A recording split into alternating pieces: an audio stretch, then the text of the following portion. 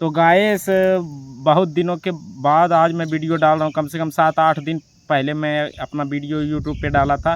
बीच में मेरा थोड़ा गले में प्रॉब्लम हो गया था, जिस वजह से कि मेरा आवाज़ थोड़ा फंस के निकल रहा था। थोड़ा अभी भी प्रॉब्लम है, बट अब ऐसा हो चुका है गले का आवाज़ कि मैं अब कुछ वीडियो डाल सकता हूँ। तो आज दोस्तों मेरा वीडियो डालने का यही मकसद है कि आज पूरे भारत का जो है छठा चरण का चुनाव समाप्त हो चुका है। अब सातवां चरण जो कि 1 तारीख को है 57 सीटों पे, उस पर मेरा आज जो है व्याख्या रहेगा।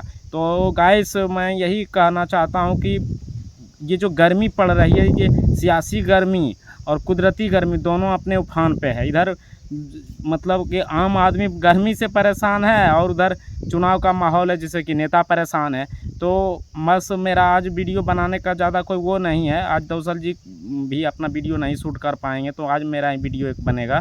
तो मैं बस यही कहना चाहता हूँ कि जो 7वां चरण है, ऐसे तो जो भी है मीडिया गोदी मीडिया का ये है, जो भी है वो सब मोदी जी को तो चुन ही लिए हैं। तो मैं मोदी जी की सरकार आ ही रही है, तो मैं ज़्यादा उस पर क्या बताऊँ। बस मैं यही कहना चाहता हूँ कि इस बार जो मोदी जी अगर दिल्ली के सिंहासन पर बैठते हैं तो कुछ चीज़ों में बदलाव मोदी जी को करना बहुत ज़रूरी हो चुका है। और विशेष मोदी जी की मार से सारे विपक्ष तो चित हो ही चुका है, उसमें कोई दो मत है ही नहीं। और मतलब अब देखिए 400 पार हो पाता है कि नहीं। 400 पार तो ऐसे संभव नहीं है, लेकिन मोदी जी का जो मतलब सिस्टम उन्होंने बनाया, किस तरह से उन्हें विपक्ष को उलझा दिया। क्योंकि सरकार तो 272 में ही बननी थी, लेकिन मोदी ने ऐसा सिस्टम बनाया, ऐसा मतलब अपना स्ट्रेटेजिक बनाया कि ताकि उसमें सारे विपक्ष चित हो गए। उस 272 में सरकार बननी थी और उन्होंने किया 400 का डायरेक्ट टारगेट दे दिया, जिससे कि सारे विपक्ष इसी में रह गए कि मोदी को 400 से नीचे रोकना है। और विपक्ष को ये चाहिए था कि मोदी की सरकार रोकने के लिए उसे 272 से नीचे करना होगा एनडीए को, तब जाकर के उसकी सरकार कांग्रेस की आ पाएगी। ऐसे तो कांग्रेस की सरकार आना दूर दूर तक कभी तो दिखाई नहीं दे रहा है। ऐसे चुनाव एक्सपर्ट तो मैं ज़्यादा हूँ नहीं, कोशिश कर रहा हूँ जो भी सोशल मीडिया और मतलब जानकारी हासिल हुआ उससे ये पता लगा है कि मतलब मान के चलिए कि विपक्ष ज़्यादा से ज़्यादा कांग्रेस 100 सीट ही बचा पाएगी, अपनी 100 सीट। और मान के चलिए उसका जो सहयोगी संगठन में जितना आदमी है, मतलब इंडिया अलायंस में ज़्यादा से ज़्यादा 200 सीट के आसपास जाएगा। बाद बाकी जितनी भी सीटें हैं लगभग 300 से 350 या 325 तक मतलब एनडीए सरकार में आना उनका तय हो गया। तो मैं ज़्यादा विशेष उस पर ये नहीं बोलूँगा, बस यही बोलूँगा कि सरकार मोदी जी की बने तो उसमें से कुछ युवा जो बेरोज़गार युवा हैं, जो कि बिहार का युवा जो सरकारी नौकरी पे डिपेंड करते हैं, तो उनके लिए कुछ वैकेंसियाँ रेलवे में, डिफेंस में और जो भी सिस्टम में है टीचर वगैरह में है, वो सरकारी वैकेंसियाँ उसको थोड़ा सा बढ़ाए। और जो बेरोज़गार युवा सड़कों पे भटक रहे हैं, हालांकि बेरोज़गार तो सारे युवा नहीं हैं, जो पॉलिटिकल पार्टी से जुड़ा हुआ उन्हें तो सब दिन बेरोज़गारी ही नज़र आएगी। उतना भी बिहार में कब बेरोज़गार मिला, कभी नहीं रोज़गार मिला। यहाँ का युवा पलायन पे ही निर्भर है, उसमें से 10-5% युवा कोई सेक्टर सरकारी सेक्टर में चला जाता है तो चला जाता है, नहीं तो 80% युवा तो बाहर के स्टेट पे निर्भर करता है। और अगर सेंट्रल गवर्नमेंट का जॉब होता है तो उसे बाहर ही जाना पड़ता है। तो मतलब उसमें वो कोई दो मत नहीं है कि क्या आगे होगा। लेकिन बस मोदी जी से मैं यही कहूँगा कि सरकार आपको इस बार फिर बिहार की जनता उस बार 39-40 में 39 सीटें दे रही थी, इस बार हमारा जहाँ तक आकलन है आपको मतलब 30 से 32 सीट तक बीजेपी आएगी। इसमें मतलब नीतीश कुमार का जो एनडीए अलायंस है, इसमें 32 सीट तक आने की संभावना है। जो एग्जिट पोल तो दिखाने का चुनाव आयोग का रोक लगा रखा है, पर जहाँ तक मेरा अनुमान है 30 से 32 सीट तक मतलब आएगा। और विपक्ष 7-8 सीट जीतेगा, उससे ज़्यादा नहीं जीत पाएगा। अगर मान के चलिए कि 30 सीट से ज़्यादा कम सीट लाती है बीजेपी को, तो मान के चलिए उससे सीधा फाइट तेजस्वी से हुआ तो तेजस्वी मान के चलिए उसको हरा देता है।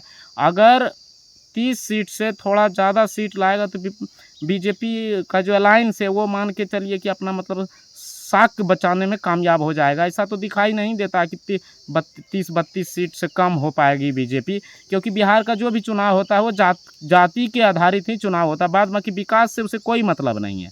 तो मैं मोदी सरकार से यही अनुरोध करूंगा, यही कहूंगा कि अब जितने भी बिहार के युवा मतलब जो पढ़ लिख करके 12वीं पास है ये जो बीए कर रहे हैं या जो बीएससी कर चुके हैं या बीए कर चुके हैं या कोई डिप्लोमा होल्डर है, तो उनके लिए मतलब प्राइवेट सेक्टर का कुछ वैसा व्यवस्था कीजिए, गवर्नमेंट सेक्टर में डालिए, ताकि पढ़े लिखे जो युवा हैं उसको मतलब थोड़ा बहुत रोज़गार मिल जाए, ताकि वो इधर उधर ना करे भटके। और वैसे रोज़गार तो बिहार में होना इतना जल्दी संभव नहीं है।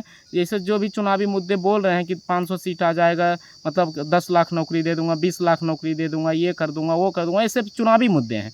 चुनावी मुद्दों पे मुझे मतलब उतना वो कोई भरोसा नहीं, चाहे जिस किसी भी पार्टी का जो भी मुद्दा है। मतलब रोज़गार और महंगाई, ये मतलब बेरोज़गारी और महंगाई ये कभी ख़त्म होने वाला नहीं है, चाहे किसी की भी सरकार आ जाए। बशर्ते ये है कि जनता को भी चाहिए कि अपने रोज़गार को पूर्ण रूप से सरकार पे भी निर्भर ना करे, कुछ अपने तरीके से अपने रोज़गार को उत्पन्न करे। लेकिन हाँ, सरकार की ये जिम्मेवारी ज़रूर बन जाती है कि जो पढ़े लिखे युवा हैं, जो 12वीं पास कर चुके हैं, बीए पास कर चुके हैं, इनके लिए कुछ रोज़गार में वो मतलब रोज़गार का साधन दे बिहार में, ताकि यहाँ से 15-20 हज़ार रुपये की नौकरी, 12,000 रुपये की नौकरी करने के लिए हरियाणा चले जाते हैं, पंजाब चले जाते हैं, दिल्ली, केरल, कर्नाटक, बेंगलोर, मतलब बिहार छोड़ देते हैं। जिसको कि बिहार छोड़ने में उनके घर वालों को भी तकलीफ़ होता है, जब उनका बच्चे मतलब गाँव से बाहर निकल के जॉब के लिए जाते, छोटी-छोटी कामों के लिए जाते हैं, वहाँ भी मतलब उसे कोई ख़ास वैल्यू बिहारी को नहीं दिया जाता है।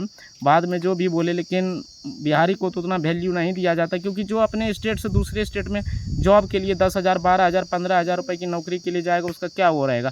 तो सरकार से मेरा बस यही चुनाव में मुद्दा रहेगा कि जो मोदी जी ने वादा किया था कि उनका मतलब सरकारी सेक्टर में जो नौकरी लगती है, प्राइवेट सेक्टर में भी मतलब नौकरी उत्पन्न करे, ताकि यहाँ के रोज़गार को, यहाँ के युवा को यहाँ रोज़गार मिले, ताकि यहाँ मतलब यहाँ का जीडीपी बढ़े। बिहार का जीडीपी बढ़ेगा तो यहाँ का मतलब ग्रोथ में डेवलप होगा, तो यहाँ रोज़गार मिलेगा। और मैं दर्शकों से यही कहना चाहता हूँ कि आप हर वक्त सरकार के ऊपर ही नहीं रहिए। मतलब अब इतना जनसंख्या बढ़ रहा है, तो सरकार सारे को तो रोज़गार नहीं दे पाएगा, सरकारी सेक्टर हो या प्राइवेट सेक्टर हो। तो पब्लिक को भी चाहिए कि जो पढ़ा लिखा पब्लिक है वो कम से कम जनसंख्या नियंत्रण को कंट्रोल कर सके। और मैं ज़्यादा विशेष तो नहीं बोलूँगा, ऐसे मेरा फोकस यही रहेगा कि मोदी जो इस बार जीत रहे हैं, तो मोदी की लोकप्रियता में तो कमी आई है, ऐसी कोई बात नहीं है कि नहीं कमी आई है। लेकिन हाँ, वो उनको रोक पाना अभी मतलब उसके प्रतिद्वंदी में कोई नेता नहीं है जो कि मोदी को डायरेक्ट टक्कर दे सके। राहुल गांधी तो एक तरह से मान के चलिए कॉमेडियन टाइप दिखता है, उस पर वो अगर बोल भी देगा खटाखट 1 लाख रुपए साल के अकाउंट में गरीब महिला को दे देगा, तो उस पर कोई भरोसा करेगा नहीं और दे भी नहीं पाएगा, चाहे राहुल गांधी आ जाए या मोदी आ जाए। हाँ, 5-10 हज़ार रुपये साल का देना संभव है। तो मैं बस यही कहूँगा कि रोज़गार पे मोदी जी आप फोकस कीजिए। महंगाई तो कंट्रोल में किसी के भी नहीं आ पाएगा, वो धीरे धीरे बढ़ेगा ही, क्योंकि जिस हिसाब से जनसंख्या बढ़ रहा है, खाने वाले आदमी बढ़ रहे हैं, तो उसकी ज़रूरतों का सामान जो बढ़ेगा तो उसका रेट तो ऑटोमेटिक बढ़ जाएगा। कोई भी पढ़ा लिखा युवा हो, इससे कोई एग्री नहीं करेगा कि महंगाई नहीं बढ़ेगा। हम जब छोटे थे तो उस समय मतलब मान के चलिए कि पेट्रोल 40 रुपये 50 रुपये लीटर था, तो उस समय लेबर रेट भी 100 रुपये 150 रुपये था, अभी लेबर 400 रुपये ले रही है। तो उस हिसाब से महंगाई कोई ख़ास नहीं है। बस हाँ, ये है कि बेरोज़गारी बढ़ गई है, और बेरोज़गारी बढ़ने का मुख्य कारण यही है कि जनसंख्या आउट ऑफ कंट्रोल है, और सरकार का भी फेल्योर है। इसमें मैं नहीं कहूँगा कि सरकार का फेल्योर नहीं है, तो सरकार का फेल्योर तो बिहार का सरकार का मतलब जब से देश आज़ाद हुआ तभी से बिहार सरकार फेल्योर है, चाहे किसी भी की भी सरकार हो। तो हाँ, ये मैं ज़रूर कहूँगा कि कुछ दिन नीतीश कुमार ने लॉ एंड ऑर्डर को सुधार किया था, रोड वगैरह बनवाया था, स्कूल में थोड़ा बहुत सुधार किया था, जिस वजह से कि आज स्कूल का जो है स्थिति कुछ हद तक सही है, लेकिन उतना भी सही नहीं है कि सरकारी स्कूल से पढ़ के युवा मतलब IAS IPS बन जाएंगे। उसे प्राइवेट सेक्टर पे ही निर्भर करना पड़ता है। तो मैं ज़्यादा बस अपनी बात को नहीं आगे बढ़ाना चाहूँगा।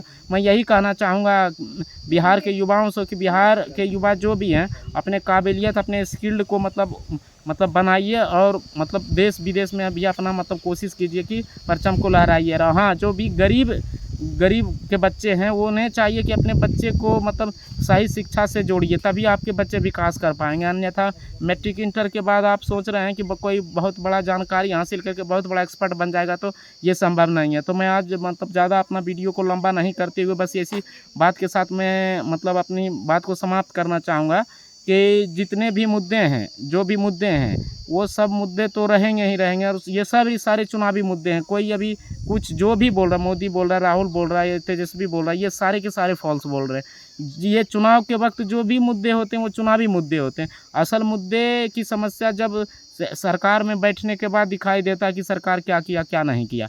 तो बस मैं ज़्यादा अपना वीडियो को नहीं लंबा करते हुए मैं यही कहना चाहूँगा, ये जो मेरा वीडियो बना है तो बनाते हैं तो इसमें अब सब्सक्राइबर भी नहीं बढ़ रहा है, व्यू भी उतना नहीं जा रहा है। तो जहाँ तक मेरा वीडियो दर्शकों को जाता है तो आप शेयर कीजिए, व्हाट्सएप पे शेयर कीजिए, फेसबुक पे शेयर कीजिए, और इस वीडियो को मतलब जितना मतलब वो करेंगे, वायरल करेंगे, जितना हमारा वीडियो व्यूवरशिप बढ़ेगा तो हमें भी वीडियो बनाने का मतलब मनोबल बढ़ेगा। तो बस मैं अपने दर्शकों से यही कहूँगा कि हमारे चैनल को भी सब्सक्राइब कीजिए, शेयर कीजिए व्हाट्सएप पे, फेसबुक पे, ताकि हमारा भी मनोबल बना रहे। और मैं यही दर्शकों से अनुरोध करूंगा कि इतनी भीषण गर्मी है, जंगलों की जो कटाई हो रही है, तो आप एक एक पेड़ अवश्य करके लगाइए। एक एक आदमी जितने घर में, जिसके घर में 10 है 10 पेड़ लगाएं, ताकि ऑक्सीजन लेवल बना रहे और ये जो भयंकर गर्मी की मार है इससे थोड़ा बहुत राहत मिल सके। तो मैं अपनी वीडियो को यहीं समाप्त करूँगा। नमस्कार, धन्यवाद, जय हिंद, जय भारत।